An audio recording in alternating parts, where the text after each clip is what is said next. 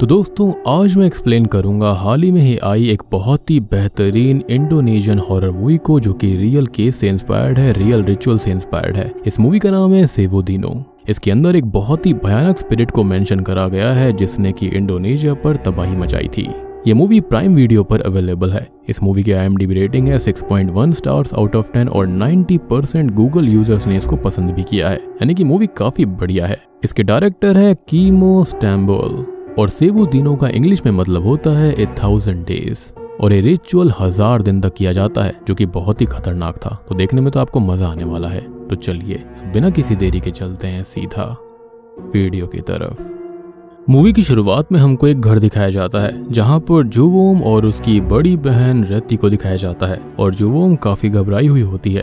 वो अपनी बहन के पास आकर उससे ये कहती है एक बड़ी गड़बड़ हो चुकी है, उसे जो रिचुअल करना था वो नहीं हो पाया और इसका रीजन था उस रिकॉर्डिंग का टूट जाना।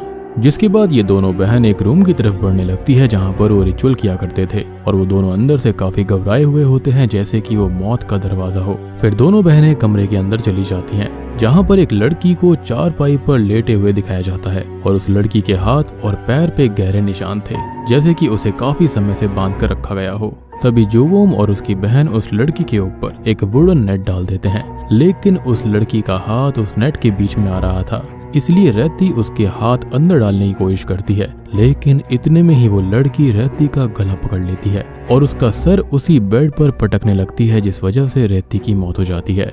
और जुवोम यहाँ पर ये सब देखकर बहुत डर जाती है, लेकिन वो चाहकर भी कुछ नहीं कर सकती थी। जिसके बाद वो लड़की जुवोम के पास आती है और वो पूरी तरह से एक स्पिरिट में तब्दील हो चुकी थी जो देखने में काफी भयानक लग रही थी। फिर वो स्पिरिट जुवोम का भी गला पकड़ लेती है, लेकिन तभी जुवोम उससे ये पूछती है कि तुम कौन हो और इतने में ही उस लड़की के पीछे से 2 हाथ निकलते हैं जो कि शायद से उसी स्पिरिट के थे। खैर अब हमको आगे का समय दिखाया जाता है जहां पर ईस्ट हावा 2003 का वक्त चल रहा था और हम श्री नाम की एक लड़की को देख पाते हैं जो कि अपनी बहन की दुकान पे आई थी। वहां पर वो अपनी बहन से कहती है कि मुझे कुछ पैसों की जरूरत है, जिस पर उसकी बहन ये कहती है कि इस महीने मेरे बहुत सारे खर्चे हैं और उसे अपने बेटे का एडमिशन भी करवाना है। जिसके बाद श्री की बहन उसे एक पेपर देती है जिसमें एक सर्वेंट की जॉब की जरूरत होती है और इस जॉब का एड अतमोजो फैमिली की तरफ से दिया जा रहा होता है और इसकी एज लिमिट 20 से 35 साल के बीच की थी। इसके बाद श्री रेस्टोरेंट में एक आदमी को खाना देती है, लेकिन वो आदमी कुछ सेकंड्स के लिए श्री को ही देख रहा होता है और फिर वो आधे पैसे रखकर वहां से चला जाता है, जिस पर श्री को उसका बिहेवियर काफी अजीब सा लग रहा था। फिर अगले दिन श्री उसे एड्रेस पे जाती है जहां पर जॉब की जरूरत थी, लेकिन वो देखती है कि काफी लोग वहां पर ऑलरेडी आए हुए थे और सबके पास बड़ी बड़ी डिग्रीज थी, इसलिए श्री अंदर से नाराज हो जाती है कि उसे ये जॉब कैसे मिलेगा और वो वहां से जाने लगती है कि तभी इतने में ही श्री एक कार से टकरा जाती है जो कि अतमोजो फैमिली के ही मेंबर की थी। जिसके बाद एक लेडी उस कार से उतरती है और श्री को संभालती है और हम वहां पर उसी रेस्टोरेंट वाले आदमी को देख पाते हैं जो कि उसी फैमिली का एक ड्राइवर था। वो लेडी श्री को घर में ले जाकर उसको दवा लगाती है। फिर वो लेडी श्री को अपना नाम लिडिया बताती है और उससे पूछती है कि तुम जॉब इंटरव्यू दिए बिना वापस क्यों जा रही थी, जिस पर श्री उसको कहती है कि मैं तो पढ़ी लिखी भी नहीं हूँ और ना ही मेरे पास कोई डिग्री है। तभी लिडिया उसको कहती है कि इस जॉब के लिए कोई डिग्री की जरूरत नहीं है। फिर वो दोनों बात ही कर रहे होते हैं कि इतने में अंदर से एक लेडी लिडिया को पुकारती है, जिसके बाद वो अंदर के रूम में चली जाती है और श्री उस घर की कुछ पेंटिंग्स को देख रही थी जहाँ पर उसे एक बड़ी सी पेंटिंग दिखती है जिसके अंदर एक औरत के हाथ में एक बच्चा था, लेकिन हैरान कर देने वाली बात तो ये थी कि उस बच्चे के 2 सर होते हैं जो कि बहुत ही वियर्ड था। लेकिन इतने में ही वहां पर लिडिया आ जाती है और श्री को बताती है कि कारसो अतमोजो जो कि अतमोजो फैमिली की हेड हैं वो तुमसे मिलना चाहती हैं। फिर वो श्री को उनके रूम में ले जाती है जहां पर वो कारसो को देखकर काफी घबरा जाती है क्योंकि उनके शरीर पे काफी गहरे निशान थे। वहां पर कारसो श्री से कहती है कि क्या तुम मेरे लिए काम करोगी, जिस पर श्री ना चाहते हुए भी हाँ कर देती है क्योंकि उसके पिता बहुत बीमार थे और इलाज के लिए पैसों की सख्त जरूरत थी। और तभी कारसो उससे काफी अजीब चीज पूछती है कि क्या तुम क्लिवोन फ्राइडे के दिन पैदा हुई थी, इस पर उसे कुछ भी समझ में नहीं आता। इनफैक्ट आई बिलीव कि आपको भी समझ में नहीं आया होगा कि इसका मतलब क्या है। तो देखो, जो जावानीज कैलेंडर यानी कि जो इंडोनेशियन कैलेंडर होता है उसके अंदर क्लिवोन फ्राइडे नाइट को काफी ज्यादा सेक्रेड नाइट यानी कि पवित्र माना जाता है और ऐसा माना जाता है कि उस वक्त जो एंसेस्टर्स होते हैं ना वो पूरी फैमिली को देखने आते हैं। जिसके बाद कारसो उसे बताती है कि अगर एक बार एग्रीमेंट साइन हो गया तो तुम पीछे नहीं हट सकती। फिर कारसो श्री के कुछ बाल काट लेती है और उन बालों को जलाकर अपने खून से एग्रीमेंट साइन करती है, यानी कि भैया ये नॉर्मल चीज तो नहीं थी, नॉर्मल जॉब नहीं है ये। जिसके बाद कारसो श्री से कहती है कि अब तुम मेरी सर्वेंट हो चुकी हो, और इतना कहकर कारसो श्री को बेहोश कर देती है। अब जब श्री की आंख खुलती है तो वो खुद को कार में पाती है जहाँ पर वही ड्राइवर था जिसका नाम शुजीन होता है, और वो उसे उसके घर छोड़ता है। वो उसको ये कहता है कि मैं आगे तुमसे कुछ बात करूंगा, और इतना कहकर वो वहाँ से निकल जाता है। फिर श्री रात के समय अपने कमरे में सो रही होती है जहाँ पर वो सपने में ये देखती है कि उसके पिता जोर जोर से चिल्लाते हुए उसे बुला रहे थे, और जब वो वहाँ पर जाती है तो ये देखती है कि उसके पिता का आधा शरीर कटा हुआ था और उसके डैड शैतान में बदल जाते हैं, जिसके बाद वो श्री के ऊपर ही हमला करने लगते हैं। लेकिन तभी उसकी नींद खुल जाती है। अब अगले दिन हम देखते हैं शुजीन को जहाँ पर उसको वो लेने उसके घर आता है, जहाँ पर श्री के पिता उसको अपना ख्याल रखने के लिए कहते हैं।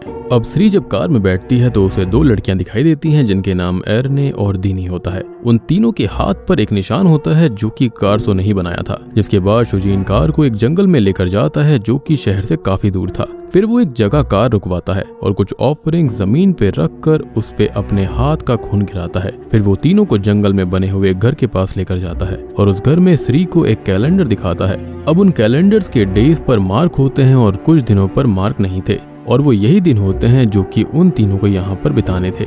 जिसके बाद वहाँ पर टीमियन आता है जो कि अदमोजो फैमिली के ही मेंबर थे, और वो उन तीनों को कुछ कपड़े देते हैं और ये कहते हैं कि ये कपड़े 7 तरह के फूलों से नहलाए गए हैं जो कि तुम्हारी रक्षा करेंगे। फिर वो तीनों को एक कमरे में लेकर जाते हैं जहाँ पर वो उन लड़कियों को एक रिकॉर्डिंग देते हैं और कहते हैं कि सारा काम ये रिकॉर्डिंग सुनते हुए करना है, जिस पर लड़कियां कुछ भी समझ नहीं पा रही होती कि क्या हो रहा था। तभी वहाँ पर उन्हें एक बच्ची दिखती है जिसको हमने मूवी की शुरुआत में देखा था, और इस बच्ची का नाम देला होता है और वो कारसो की ही पोती थी और उसके अंदर एक स्पिरिट थी, और इसका रीजन है कारसो के दुश्मन जिन्होंने देला के ऊपर ब्लैक मैजिक किया होता है, और इसी वजह से देला अपने माँ बाप को मार देती है और कारसो पे भी हमला करती है। और इस बच्ची की बॉडी के अंदर जो स्पिरिट है उसका नाम संगारतुरी है, और इसलिए वो देला पे बेदिंग रिचुअल करते हैं जिसके अंदर उन्हें उसको 7 तरह के फ्लावर से भिगाए हुए पानी से उसको नहलाया जाता है। फिर श्री उससे पूछती है कि बेदिंग डेथ रिचुअल से देला ठीक तो हो जाएगी, जिस पर टीमियन ये कहते हैं कि नहीं, ये बस स्पिरिट को शांत करने के लिए किया जाता है।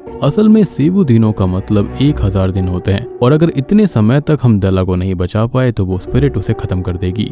जिसके बाद टीमियन दीनी से कैसेट चलाने के लिए कहते हैं और कैसेट के हिसाब से उसे नहलाने के लिए बोलते हैं। दीनी उस पर रिचुअल कर ही रही होती है कि तभी इतने में ही देला उसके हाथ पे काट लेती है, और अब आपको समझ में आया होगा कि इनके शरीरों पे अजीब अजीब से निशान वगैरह क्यों थे। खैर तभी टीमियन देला को शांत करते हैं, लेकिन ये सब देख श्री काफी घबरा जाती है और तभी वो वहां से भागने लगती है, लेकिन वो चाहकर भी वहां से नहीं जा पाती क्योंकि उस घर के चारों तरफ अम्ब्रेला लगे हुए थे जो कि मंत्रों से उन्हें रोके रखते हैं। इसलिए शुजीन उसे वापस घर में लेकर आता है। अब यहाँ पर 997 दिन गुजर चुके थे, यानी कि 1000 दिन होने में खाली 3 ही दिन बचे थे, और हम देखते हैं कि तीनों बात कर रही होती हैं कि कैसे देला ने अपने माँ बाप को मार डाला और आज कारसो की ऐसी हालत की जिम्मेदार भी वही है। फिर देखते ही देखते शाम हो जाती है कि तभी श्री को देला के रूम से अजीब सी आवाजें आने लगती हैं। शायद से वो स्पिरिट देला पे हावी हो रही होती है, इसलिए वो ये बात बाकी लड़कियों को भी बताती है। तब एरने ये कहती है कि आज मैं देला को नहलाती हूँ। फिर वो पानी की बास्केट लेकर उसके कमरे में चली जाती है और बाकी दोनों लड़कियां हैंडपंप ठीक करती हैं क्योंकि वो खराब हो चुका था।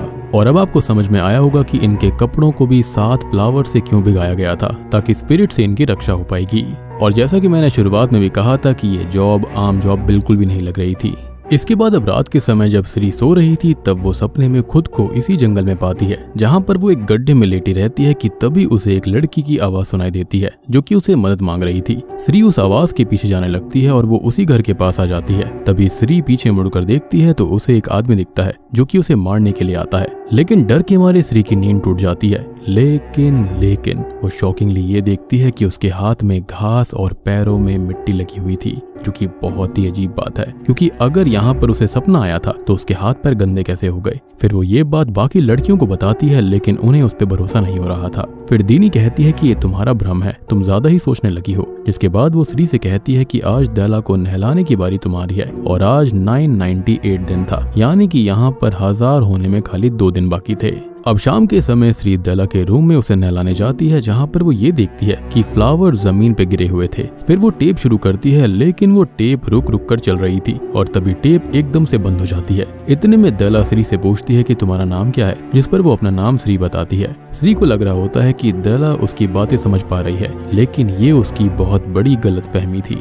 श्री देला को कुछ बता ही रही होती है कि इतने में ही वहाँ की लाइट चली जाती है, जिस वजह से श्री कैंडल ढूंढने लगती है। तभी देला श्री को अपने पास आने के लिए कहती है और वो जैसे ही उसके पास जाती है तो देला एक शैतान में बदल जाती है, जो कि दिखने में काफी भयानक होता है। और उसे देख श्री जमीन पर गिर जाती है और जोरों से चिल्लाने लगती है। श्री की आवाज सुनकर दीनी वहाँ पर आती है और उसे कमरे से बाहर ले जाती है। फिर दीनी श्री से कहती है कि जरूर तुमने नहलाते समय कुछ न कुछ गलती करी होगी। और दीनी एर्ने से भी पूछती है कि तुमने पिछली रात ठीक से बेदिंग रिचुअल किया था ना, जिस पर एर्ने हाँ बोलती है। अब रात हो जाती है और हम श्री को देख पाते हैं जो कि नींद में थी और उसे सपने में वही जगह दिखाई देती है। फिर श्री भागते हुए उस घर की तरफ जाती है, लेकिन तभी उसके पीछे वही आदमी होता है जो कि उसके सपने में आया था।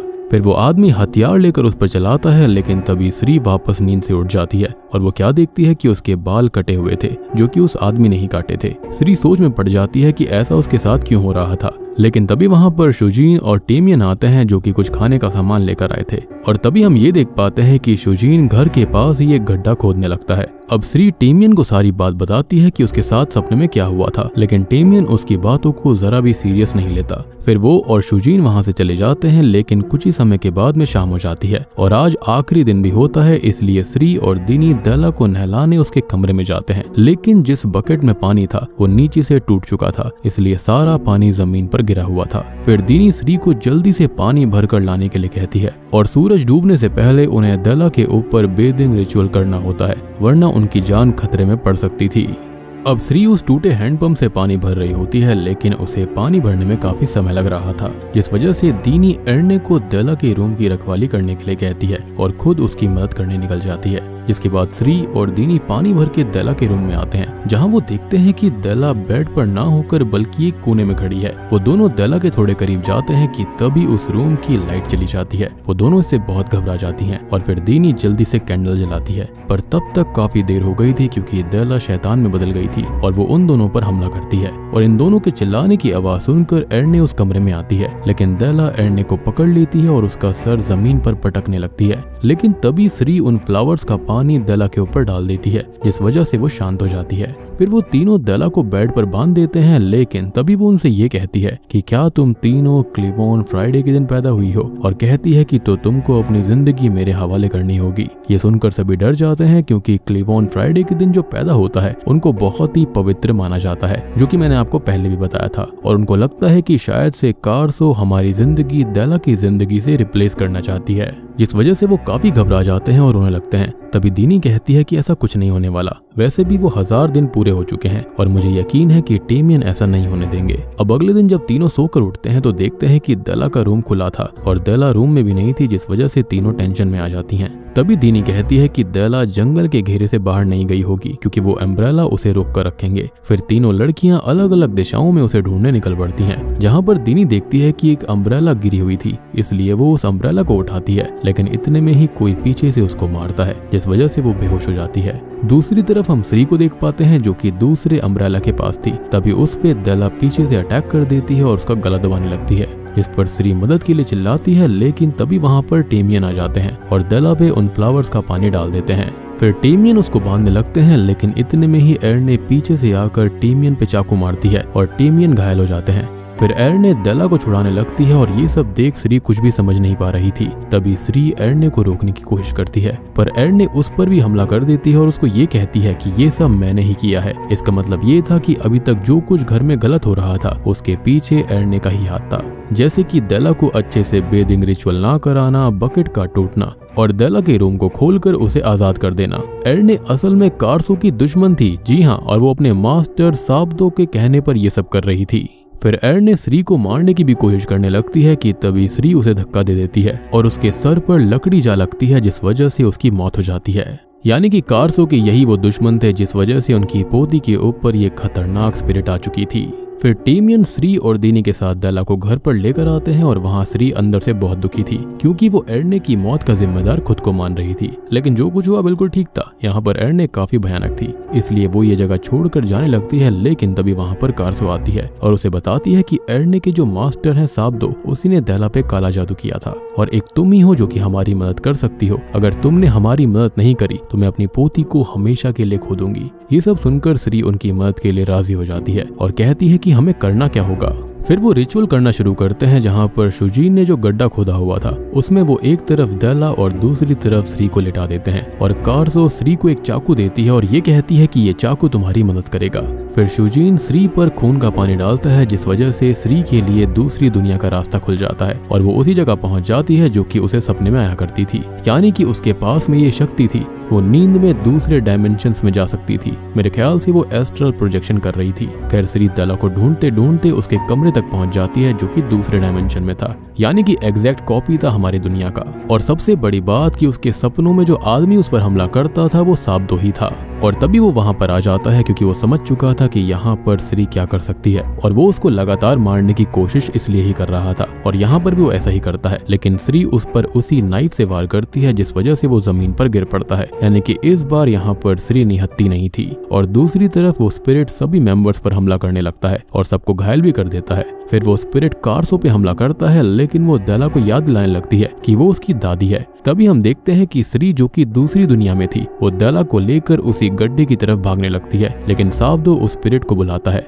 फिर वो स्पिरिट दूसरी दुनिया में आ जाता है और श्री को मारने लगता है। बेसिकली यहाँ पर इनको करना ये था कि जो उस स्पिरिट की दुनिया थी वहाँ से डेला की स्पिरिट को वापस उसके शरीर में लाना था जिससे कि उसकी जान बच जाती, लेकिन श्री कैसे भी करके उस स्पिरिट को स्पेशल नाइफ से मारती है और डेला के साथ उसी गड्ढे में कूद जाती है, जिस वजह से श्री और डेला सही सलामत वापस आ जाते हैं और उनकी जान बच जाती है और सब अंदर से काफी खुश थे, यानी कि ये एस्ट्रल प्रोजेक्शन ही था। फिर सीन चेंज होता है और हम देखते हैं कि श्री कारसो के घर पर होती है और वहां पर कारसो श्री को उसके पैसे दे देती है, लेकिन श्री पैसे लेने से मना कर देती है और कारसो से पूछती है कि ये सब कुछ जो हुआ था क्या इसके पीछे आपका हाथ था, जिस पर कारसो कुछ नहीं कहती। और हाँ, शुरुआत में जो लड़कियां थी ना वो भी यही करने की कोशिश कर रही थी, लेकिन ऑब्वियसली वो उसमें कामयाब नहीं हुई।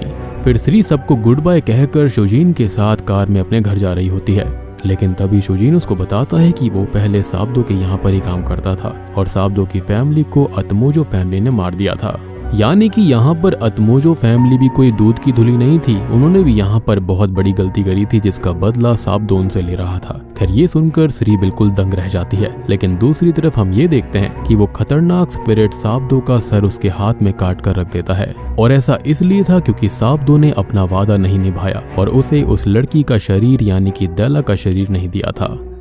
और बूम, इसी के साथ में सेवु दीनो मूवी यहीं पर खत्म हो जाती है। और यहाँ पर साब्दो ने जो कुछ भी किया था ना वो इसलिए किया था क्योंकि उसकी फैमिली को अतमोजो फैमिली ने खत्म करवा दिया था, तो यहाँ पर वो बदला लेना चाहता था, लेकिन यहाँ पर खुद को बेचारा दिखाकर अतमोजो फैमिली ने श्री का इस्तेमाल किया। हालांकि उसने अच्छा किया एक बच्ची की जान बचाई क्योंकि बच्ची की इसमें कोई गलती नहीं थी, बट ये स्पिरिट मेरे हिसाब से किसी और पर जानी चाहिए थी जो कि कोई और नहीं बल्कि कारसो थी। लेकिन कहते हैं ना कि जब बड़ी बड़ी जंग होती हैं तो छोटे प्यादे सबसे पहले निपट जाते हैं, और बच्ची को इसलिए पजेस करवाया होगा क्योंकि यहाँ पर साब्दो जानता था कि अगर वो बच्ची खत्म हो जाएगी तो उसकी फैमिली अंदर से टूट जाएगी।